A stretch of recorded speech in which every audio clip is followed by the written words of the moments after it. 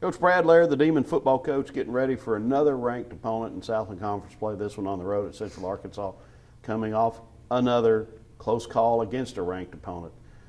How do you get your team not to get caught up in the frustration of being close but no cigar? Well, first, it's easy to get frustrated. And our guys we are frustrated that we've had some opportunities the last 3 weeks. The ball at the end of the day has not bounced our way. We hadn't done things, starting with me, to get us over the hump and be able to win those football games. But, the one thing that we talked about this week is, because we had a good week of preparation last week, I was really proud of them. We talked about that doesn't equal wins. It's being consistent within our preparation, being consistent within every play. And that's the thing that we got to continue to focus on. But this football team and this staff will continue to work, continue to battle, because we understand how close we are, and we understand that we have another opportunity this week, very similar to last week. The only difference is we're getting on a bus on Friday to go on the road. Can you envision the breakthrough that you feel like is inevitable?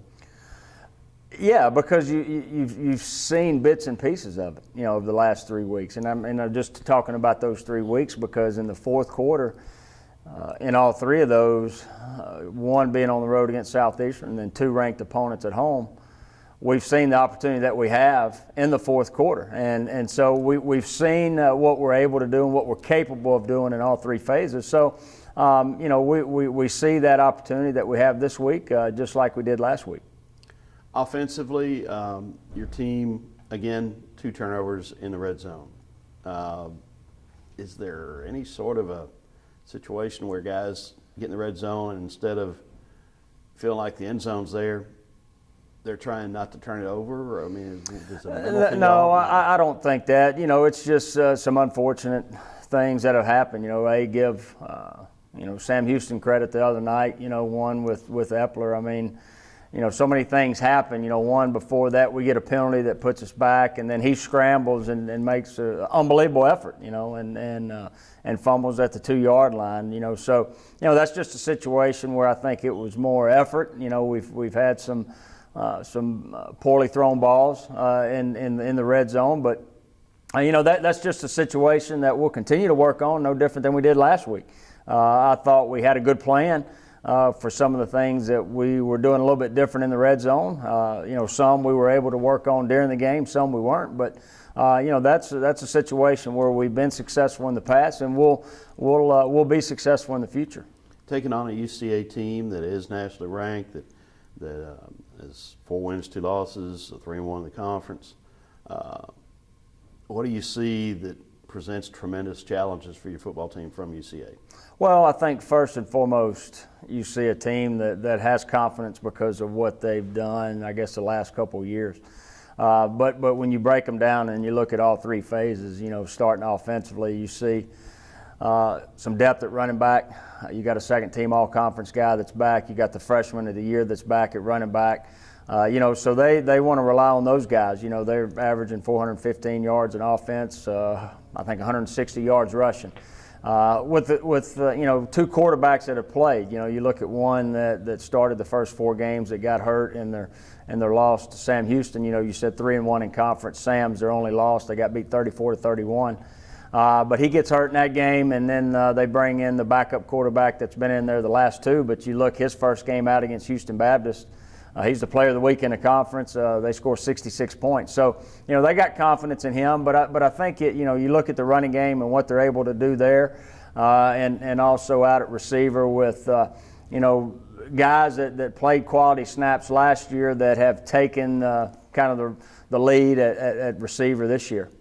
Then defensively, they may, as good as Sam Houston's defensive front was last week, particularly the one guy, they may have the best combination of players up front of anybody in the conference. Yeah, they got, a preseason All-American back and Chris Terrell, and then an inside guy that was all-conference last year.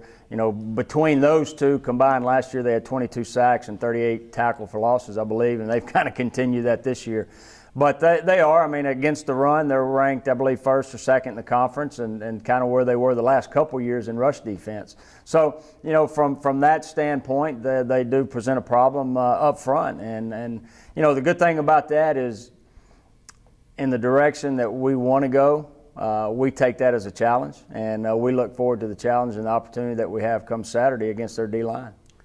Conversely, they gave up 355 passing yards last week. You've got one of the nation's best passing offenses, put up big numbers again against a very good Sam Houston team, so opportunity exists. Yeah, it does, and again, it's still the process of what we do offensively as far as taking advantage of where the numbers are, and a lot of times they're going to try to load the box, stop the run, force you to throw the football, and we'll see if that's the case this week. They're going to be a 50-50 man zone team, a four-man front. They're getting a little odd, so they'll give us some different looks. It's, will they do anything different from a defensive backfield standpoint than what they've done in the previous games to try to counteract our passing game? That'll be something that we'll be ready for, but it'll be something we'll have to adjust to during the game depending on how they're trying to play us.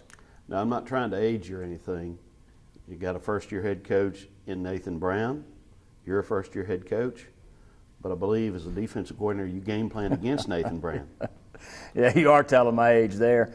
But Nathan, very good player, very good quarterback, led them to a lot of success at Central Arkansas, and then what he's done in the coaching profession, to be named head coach his first year, doing an outstanding job, being 3-1 in the conference. But more importantly, the thing that, when you have the opportunity to be around head coaches with Nathan's no different. I mean, the relationship that you have with him, yeah, for those 3 hours we're going to be competitive, want to win the football game, but you know how he handles kids, the same way that we handle our kids here, and you appreciate that in the profession. Okay, for your team, your message this week is pretty simple, I would think. What is it? Focus on being 1-0. How do we do that? Continue to be consistent. I know I say that every week, but it's who we are and what we're going to become as far as being successful. But continue to fight, continue to battle. Our guys are playing hard. We're going to continue to do that, play in and play out. Put the consistency together for 4 quarters. For the first time, and week 6 or 7, to be able to put a full game together offensively, defensively, and special teams for 4 quarters.